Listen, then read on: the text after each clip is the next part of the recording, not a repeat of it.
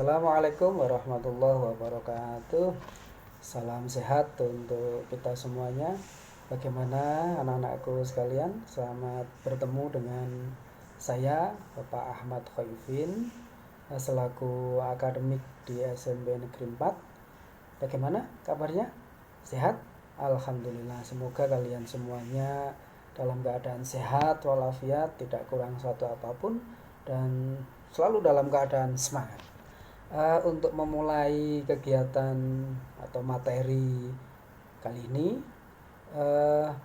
kita akan mulai dengan berdoa dulu agar apa yang kita pelajari nanti menjadi ilmu yang bermanfaat. Baik, kita akan berdoa sesuai dengan agama dan kepercayaan masing-masing. Berdoa mulai. Terima kasih anak-anakku sekalian. Tetap semangat anak-anakku. Insya Allah semangat. Baik, untuk agar kita selalu semangat, ayo kita tepuk semangat dulu. Tepuk semangat. Semangat. Semangat.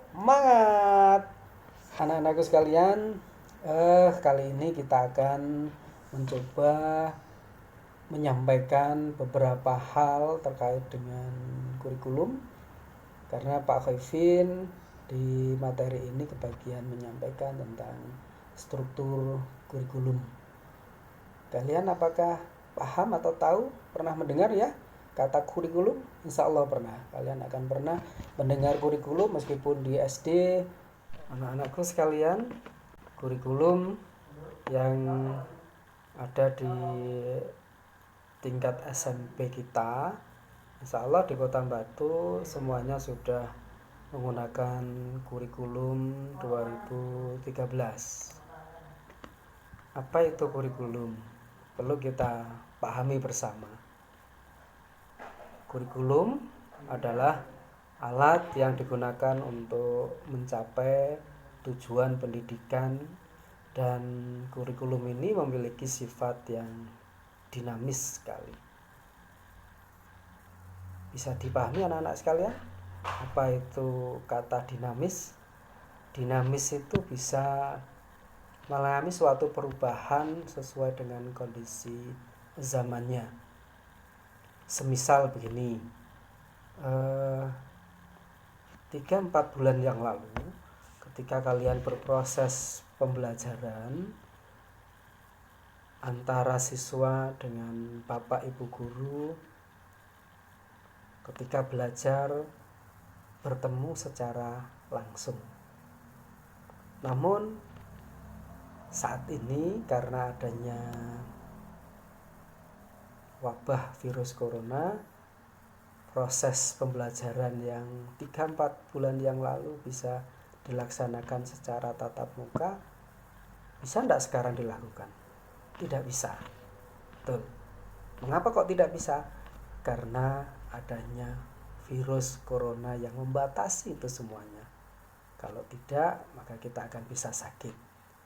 Nah, karena kita tidak bisa bertemu, maka proses tatap muka yang secara langsung tadi kan mengalami proses perubahan seperti yang kita lakukan saat ini. Nah, itulah yang dikatakan kurikulum itu bersifat dinamis. Baik, kita lanjutkan. Berupa apa alat itu? Tadi kan dikatakan kurikulum adalah sebuah alat. Alatnya berupa apa anak-anak sekalian? Alatnya berupa komponen-komponen yang saling berkait satu sama lain dan tidak bisa berdiri sendiri. Tuh anak-anak sekalian. Lalu ada berapa komponen-komponennya? Di dalam kurikulum secara sumber yang Pak Khaifin baca, ada 4 hal komponen yang wajib ada. Komponen ini bisa ditambah untuk menyempurnakan daripada kurikulum. Tapi yang wajib ada 4 macam. Yang pertama adalah tujuan pendidikan. Yang kedua adalah struktur kurikulum. Kemudian yang ketiga adalah beban belajar, yang nanti beban belajar ini juga akan diatur dalam suatu bentuk dokumen yang kita sebut silabus. Kemudian yang keempat adalah evaluasi atau penilaian. Baik, anak-anak sekalian, kita akan kupas satu persatu dari 4 komponen tadi. Tujuan pendidikan. Tujuan pendidikan itu wajib kita ketahui, anak-anak sekalian, agar kalian ketika berproses untuk menimba ilmu terarah. Kalau seandainya kalian tidak memahami tujuan, maka saya yakin arah untuk berproses pembelajaran juga mengalami kendala. Kenapa tujuan kok harus kita ketahui? Contoh konkret, contoh hal kecil saja anak-anak sekalian. Ketika kalian bepergian, kemudian kalian tidak punya tujuan, apa yang akan terjadi? Saya yakin kalian pergi dengan rasa bimbang dan rasa bingung, yang pada akhirnya kalian tidak mendapatkan apa-apa. Maka oleh karena itu tujuan penting sekali di dalam kurikulum. Nah, tujuan pendidikan tertuang dalam peraturan pemerintah nomor 17 tahun 2010.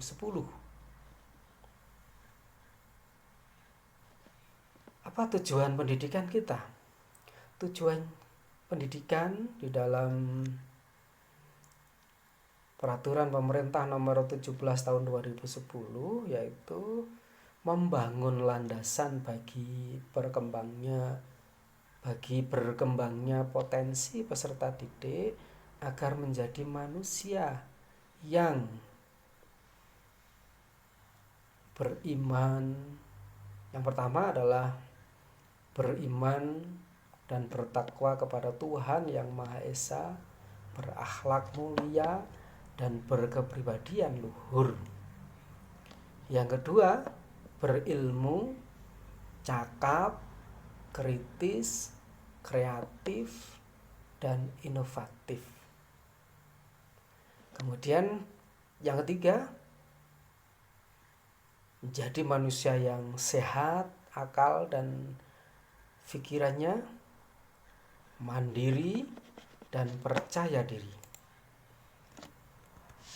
Yang keempat, menjadi manusia yang toleran, peka sosial, demokratis, dan bertanggung jawab. Dari tujuan pendidikan yang sebanyak 4 poin ini sebetulnya nanti di dalam kurikulum 2013 akan terbagi atau terkelompok menjadi 3 aspek, anak-anak sekalian. Aspek yang pertama adalah aspek sikap, kemudian yang kedua adalah aspek pengetahuan, yang ketiga adalah aspek keterampilan. Berikutnya, sekarang kita belajar tentang struktur kurikulum 2013. Ini masuk di komponen yang kedua. Struktur kurikulum 2013, ketika kita berproses untuk mencapai tujuan tadi, dipilah-pilah lagi, dikerucutkan lagi anak-anakku sekalian agar mudah untuk mencapai tujuan yang pertama tadi.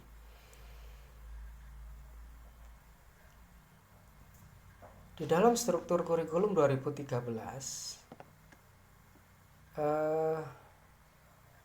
ada pengorganisasian kompetensi inti, kemudian dipilah-pilah lagi menjadi kompetensi dasar, kemudian dipilah-pilah lagi menjadi muatan pembelajaran, kemudian muatan pembelajaran tadi menjadi sebutannya adalah mata pelajaran, yang di dalam mata pelajaran itu ada beban belajar yang harus kalian tempuh. Apa itu inti, kompetensi inti? Nah, poin yang B ini, kompetensi inti pada kurikulum 2013 di tingkat SMP merupakan tingkat kemampuan untuk mencapai standar kompetensi lulusan yang harus dimiliki oleh seorang peserta didik. Yang kompetensi inti ini dijabarkan dalam poin yang C, ada 4 poin kompetensi inti. Yang pertama adalah sikap spiritual, kemudian yang kedua adalah kompetensi inti sikap sosial, yang ketiga adalah kompetensi inti pengetahuan, dan yang keempat adalah kompetensi inti keterampilan. Jadi kalau kita kembali pada tujuan tadi, memang akhirnya dari 4 tujuan tadi dikerucutkan menjadi 3 kelompok. Kelompok yang pertama adalah sikap. Nah, cuma sikap ini dipisah menjadi 2, ada sikap spiritual terkait dengan ketuhanan. Kemudian yang kedua adalah sikap sosial, bagaimana kita bersosial, bermasyarakat nantinya. Kita akan pelajari itu lewat mata pelajaran yang ada. Kemudian kompetensi inti pengetahuan. Nah, ini setiap mata pelajaran mempunyai kekhasan tersendiri. Demikian pula untuk keterampilan. Nah, sekarang kompetensi dasar. Apa itu kompetensi dasar? Di tingkat SMP berisikan kemampuan dan muatan pembelajaran untuk mata pelajaran pada sekolah yang mengacu pada kompetensi inti. Jadi kompetensi dasar ini tidak boleh lepas daripada kompetensi inti yang pada hakikatnya ada 3 aspek tadi, sikap, pengetahuan, dan keterampilan. Nanti akan dikupas di dalam kompetensi dasar. Nah, ini terkait dengan kompetensi dasar anak-anak sekalian, pada hakikatnya seluruh mata pelajaran memiliki kompetensi dasar sikap spiritual, memiliki kompetensi dasar sikap sosial, kemudian memiliki kompetensi dasar pengetahuan, dan kompetensi dasar keterampilan. Namun yang memiliki materi secara pembelajaran langsung disampaikan pada anak-anak, pada peserta didik, mata pelajaran agama dan PPKN. Untuk yang lain selain mata pelajaran agama dan PPKN, hanya memiliki aspek pengetahuan dan aspek keterampilan. Namun untuk proses pembelajaran dan pengembangan sikap ini tetap akan dilakukan di mata pelajaran yang lain, tidak hanya di mata pelajaran pendidikan agama dan PPKN. Misalnya kalau di agama itu diajarkan tentang tanggung jawab,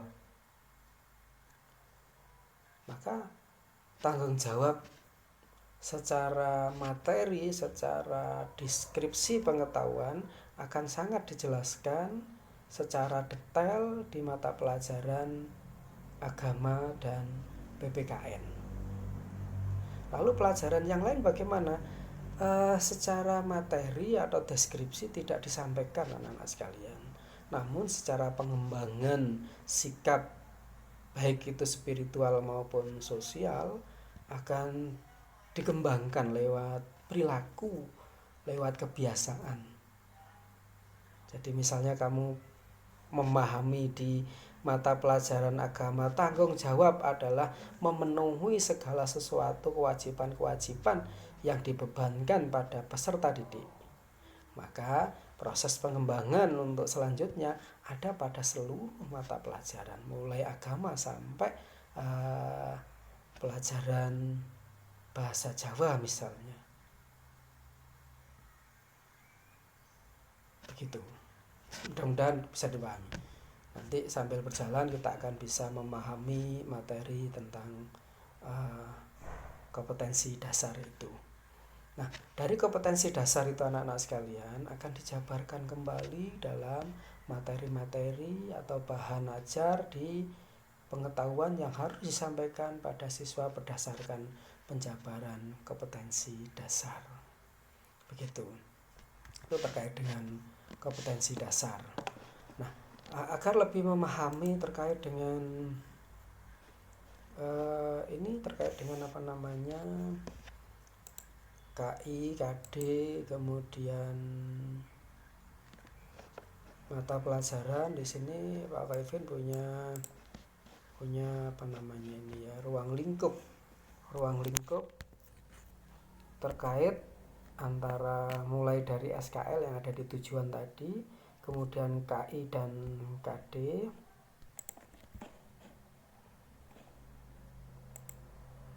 Nah, ini kita punya aspek sikap seperti yang Pak Kevin sampaikan tadi. Sikap kalau dikupas di dalam SKL, dalam tujuan tadi, memiliki perilaku yang mencerminkan orang beriman, berakhlak mulia, berilmu, percaya diri, dan bertanggung jawab dalam melakukan pengamatan, pengukuran, dan membuat keterkaitan terhadap hasil pengamatan dalam jangkauan bergaul dan keberadaannya. Jadi kan di dalam tujuan yang ada di peraturan pemerintah tadi kan ada ini, beriman, berakhlak mulia, berilmu, percaya diri lah. Itu dipilah-pilah menjadi beberapa aspek. Aspek yang arahnya ke sikap ya dimasukkan ke sikap. Nah, sikap itu ada di kompetensi inti yang keberapa? Yang pertama, menghayati dan mengamalkan ajaran agama yang dianutnya. Kemudian kalau kompetensi dasar bagaimana? Nah, ini kompetensi dasar.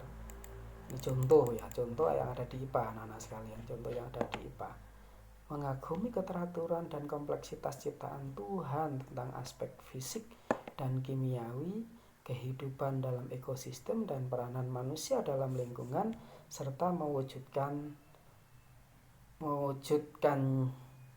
dalam pengalaman ajaran agama yang dianutnya. Cuma kompetensi dasar ini anak sekalian, ini tidak disampaikan secara materi, tapi kalau di pelajaran IPA ini dikembangkan langsung dalam bentuk perilaku atau kebiasaan-kebiasaan begitu. Nah, kalau di dalam materi pelajarannya bagaimana? Nah, ini ada objek IPA dan pengamatan. Nah, pengukuran sebagai bagian dari pengamatan, besaran pokok, panjang, massa, dan waktu, kemudian besaran turunan. Agar kalian bisa memahami terkait dengan kompetensi inti yang pertama terkait sikap, kemudian dikembangkan menjadi kompetensi dasar yang tadi kita sampaikan, maka kalian diberikan suatu bentuk aktivitas agar bisa dilatihkan terkait dengan sikap itu tadi. Berupa apa itu? Diskusi, observasi, demonstrasi, dan eksperimen. Itu sedikit contoh terkait dengan bagaimana memahami terkait dengan KI, KD, dan mata pelajaran. Lanjut anak-anak sekalian, mata pelajaran sekarang. Di struktur kurikulum 2013 kita memiliki sebanyak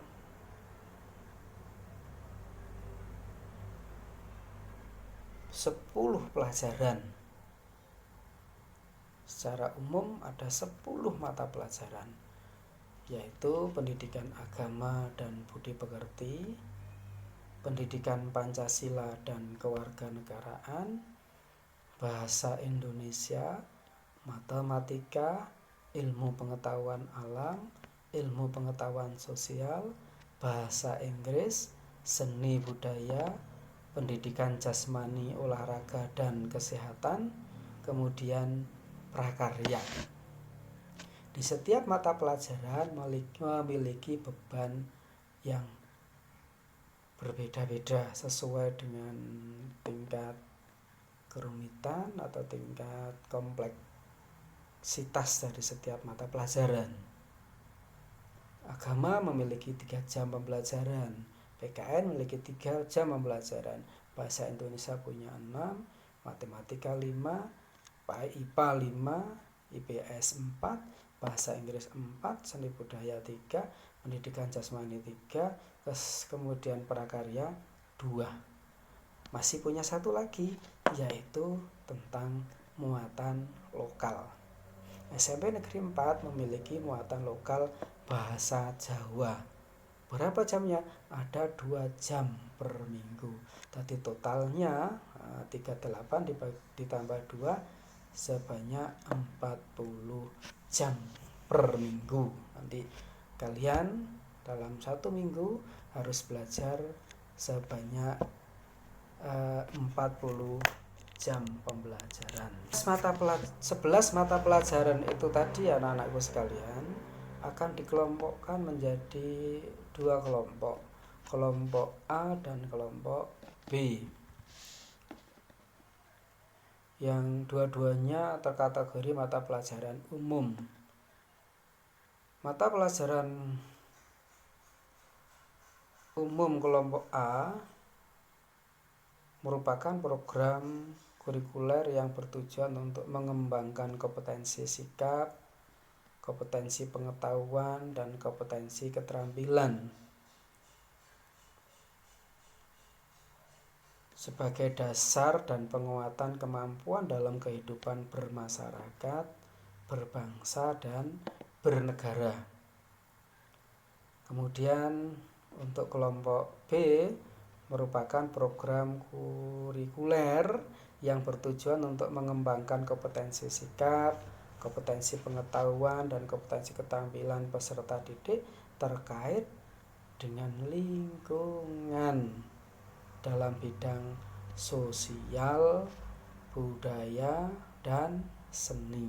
Jadi bedanya ada di kalimat yang paling bawah itu anak-anak sekalian. Muatan dan acuan pembelajaran mata pelajaran umum kelompok A bersifat nasional dan dikembangkan oleh pemerintah, sedangkan untuk yang B dikembangkan baik oleh pemerintah juga dan dapat diperkaya dengan muatan lokal atau pemerintah daerah atau satuan pendidikan. Tuh. Baik, anak-anak sekalian, mata pelajaran itu tadi tentu harus ada yang mengampu. Siapa yang mengampu? Tentu Bapak Ibu guru. Jadi ini agak ada sedikit perbedaan antara jenjang di SD dan jenjang di SMP. Kalau di SD dulu kalian mungkin seluruh mata pelajaran yang di SD itu hanya diajar hanya beberapa guru, dan yang paling banyak adalah guru kelas kalian, kan begitu? Nah, kalau di tingkat SMP tidak lagi anak-anak sekalian, tetap di kelas kalian nanti ada wali kelasnya, tapi wali kelas tidak mengajar seluruh mata pelajaran yang jumlahnya 11 tadi.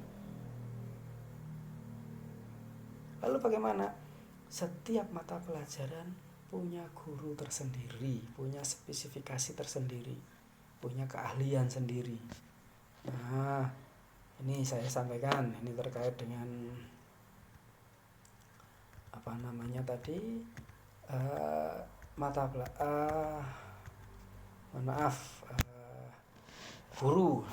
guru. Ini kalau kalian lihat tabel ini, mulai nomor 1 Ibu Imatul Farida ini mengajar mata pelajaran pendidikan agama Islam. Kodenya 1 sesuai dengan urutannya tadi ya, anak-anak. Tapi yang kalian lihat ini nanti kalau dalam prosesnya nanti kode ini kalian harus paham betul karena terkait dengan penjadwalan. Kemudian guru agama kita banyak sekali anak-anak sekalian, ada 4. pendidikan agama Islamnya, ada pendidikan agama Kristen, ada juga nanti agama Hindu dan Buddha juga ada. Kalian akan lihat ini, pahami dan lihat file-file yang ada di sini anak-anak sekalian, agar kalian paham betul. Nah, cara memahaminya begini. Kalian kan berada di kelas 7, maka yang perlu kalian lihat adalah kolom-kolom yang ada di kelas 7 dan yang terisi pada setiap guru mata pelajaran ini. Misalnya Pak Khairul Anam, ini ada di kelas 7 kan. Kalau Bu Imatul kan kosong, berarti dia atau beliau tidak mengajar di kelas 7, tapi mengajar di kelas berapa? Kelas 8. Nah, yang kalian lihat hanya kolom kelas 7. Semisal kalian atau si A itu kelasnya ada di kelas A ya, misalnya ada di kelas A begitu. Berarti kolom A, kelas 7A, berarti kalian lihat ini. Siapa yang mengajar guru agama pendidikan agama Islam di kelas 7A? Oh, ternyata di sini ada isinya angka ini. Siapa ini? Kita tarik, geser ke kiri. Nah, Bapak Khairul Anam. Maka guru agama Islam untuk kelas 7A adalah Pak Khairul Anam. Begitu, bisa dipahami? Nah, misalnya lagi kelas 7E, siapa guru agama kelas 7E? Oh, ternyata di sini Pak Khairul Anam kok kosong. Tapi bawahnya di sini kok ada yang mengisi. Siapa? Kita tarik garis ke kiri. Namanya Ibu Meni Oktavian Khairun Nisa. Maka guru agama kelas 7E siapa? Ibu Meni. Begitu. Bisa dipahami? Nah, berikutnya anakku sekalian, sampai ke bawah ini tolong dipahami betul. Guru kita banyak sesuai dengan mata pelajaran dan sesuai kelasnya, seperti yang Pak Kevin contohkan pada guru agama tadi. Semisal guru mata pelajaran, semisal lagi guru mata pelajaran matematika untuk kelas A siapa? Coba kalian cermati di tabel itu. 7A.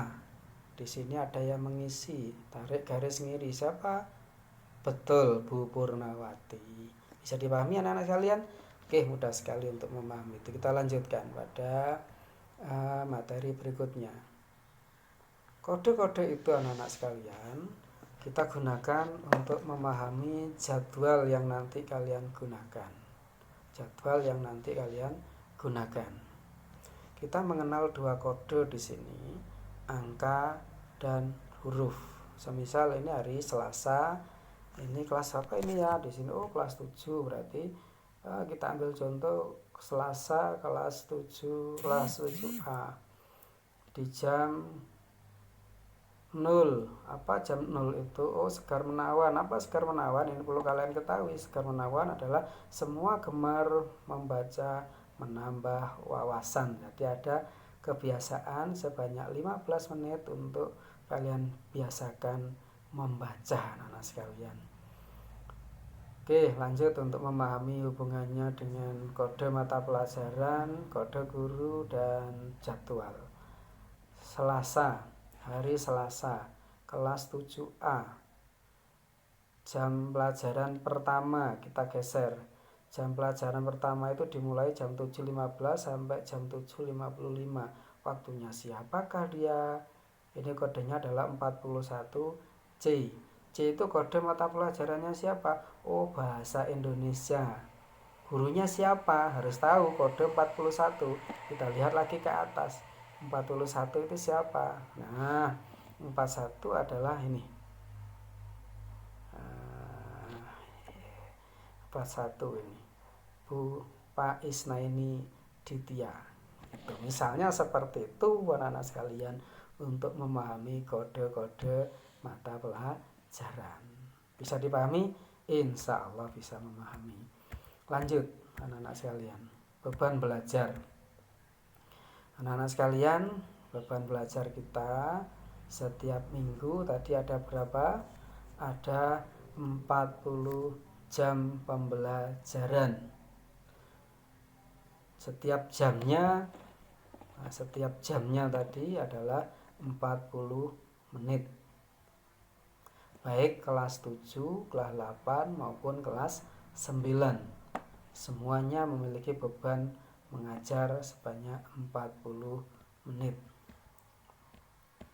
Nah, sekarang silabus. Nah, apa itu silabus? Silabus itu adalah semua rangkaian dari semua, mulai aspek, SKL, kemudian KI, KD, kemudian materi pembelajaran sampai ke metodologi yang digunakan oleh guru sampai ke penilaian yang nanti kalian lakukan. Itu silabus. Berikutnya adalah penilaian. Nah, terakhir ini anak-anak sekalian, penilaian. Apa itu penilaian? Penilaian adalah proses mengumpulkan informasi untuk mengukur pencapaian hasil belajar peserta didik.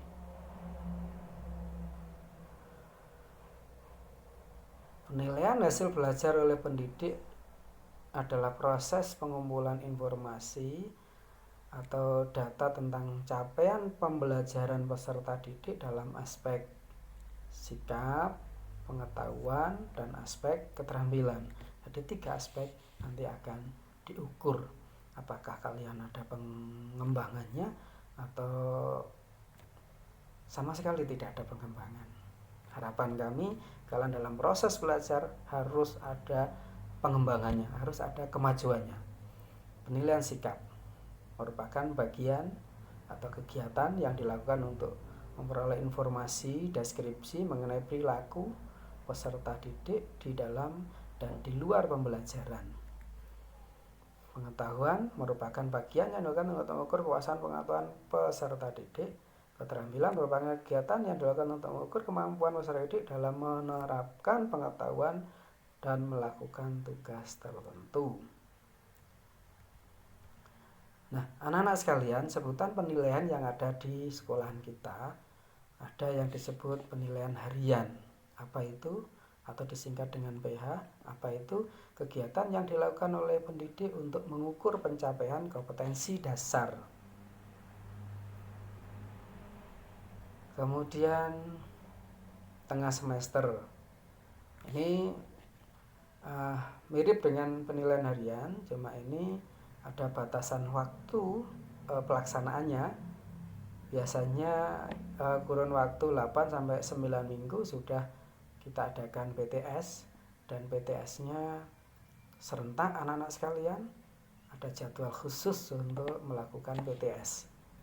Kemudian untuk penilaian akhir semester, di setiap semester ada penilaian akhir semester. Untuk semester ganjil sebutannya adalah penilaian akhir semester. Itu. Kemudian ada PAT. Nah, PAT ini sebetulnya sama dengan penilaian akhir semester yang dilakukan pada semester genap. Kemudian ada ujian sekolah. Ujian sekolah ini dilaksanakan kalau tahun-tahun kemarin itu pada saat sudah kelas 9. Nah, anak-anak sekalian, kalian ketika berproses untuk penilaian itu ada yang disebut dengan KKM. Apa itu KKM? Kriteria ketuntasan minimal. Pada saat proses penilaian, kalian wajib memperoleh nilai paling tidak sama dengan KKM. Bila perlu di atas KKM. Jangan sampai di bawah KKM. Kalau kalian memperoleh nilai di bawah KKM, maka kalian sama artinya kalau dalam proses kenaikan kelas atau kelulusan, maka kalian sama artinya dengan tidak naik kelas atau tidak lulus. Cuma kalau masih dalam tahap proses penilaian, misalnya penilaian harian, maka itu boleh ada kata remedi. Tapi untuk PTS, PAS, PAT, ujian tidak ada kata remedi. Oleh karena itu hati-hati. Bisa dipahami? Alhamdulillah. Nah, kriteria ketuntasan untuk kelas 7 anak-anak sekalian di tahun ini, insya Allah di tahun yang lalu ini ya, ini KKM kita, Pendidikan Agama 76, PKN 75, kemudian Bahasa Indonesia 75, Matematika 70, IPA 75, IPS 75, Bahasa Inggris 75, Seni Budaya 75, PJOK 75, Prakarya 75, muatan lokal atau bahasa Jawa kita tadi ada KKR-nya adalah 78. Ini yang harus kalian betul-betul cermati sebagai patokan kalian ketika berproses belajar. Nah, berikutnya mungkin kalian nanti kalau sudah mendapatkan kelas, ada wali kelas yang perlu kalian ketahui. Kalau kelas 7A itu Bapak Khairul Anam, 7B Dr. Anda Hermin Jugiarti, 7C Palupi Indah Setiawati, 7D Isnaini Ditya Pramusinta, 7E Menik Oktavia Khairunisa, 7F Yusuf, 7G Rusmiana. Ini yang nanti akan membantu kalian dalam proses belajar mengajar. Kalau seandainya ada kendala, kalian di kelas kalian atau pada diri kalian sampaikan, jangan sungkan-sungkan curhat pada wali kelas kalian, sampaikan keluhan, sampaikan permasalahan-permasalahan yang mungkin kalian akan temui, kalian jumpai di sekolah kita. Baik, anak-anak sekalian, itu yang bisa saya sampaikan. Terima kasih, saya akhiri. Assalamualaikum warahmatullahi wabarakatuh.